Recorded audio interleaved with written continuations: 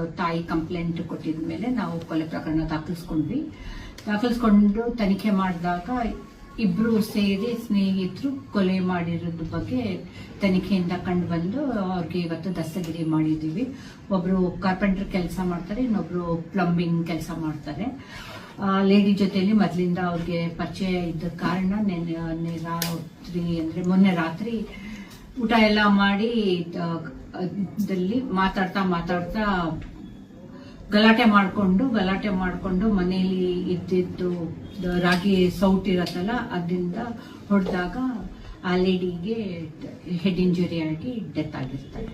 Madam, ಈ place of ಅಫೆನ್ಸ್ಗೂ body ತಂದು ಇಟ್ಟಿದ್ದ ಜಾಗಕ್ಕೂ ಹೆಂಗೆ ಕನೆಕ್ಷನ್ ಇತ್ತು, ಮತ್ತೆ ಪ್ಲೇಸ್ ಆಫ್ ಅಫೆನ್ಸ್ ಯಾವ ರೀತಿ ಇತ್ತು, ಮತ್ತೆ ಬಾಡಿ ಇನ್ಸಿಡೆಂಟ್ ಆಗಿದೆ ಯಾರು ಆರೋಪಿಗಳಿದ್ದಾರೆ ಮತ್ತೆ ಮೃತೆ ಮತ್ತೆ ಆಟೋ ಇಟ್ಟಿದ್ದೆಲ್ಲ ನಮ್ಮ ತಿಲಕ್ ನಗರ ಪೊಲೀಸ್ ಠಾಣೆ ಸರಹದ್ದಿನಲ್ಲಿ ಆಗಿರೋದು.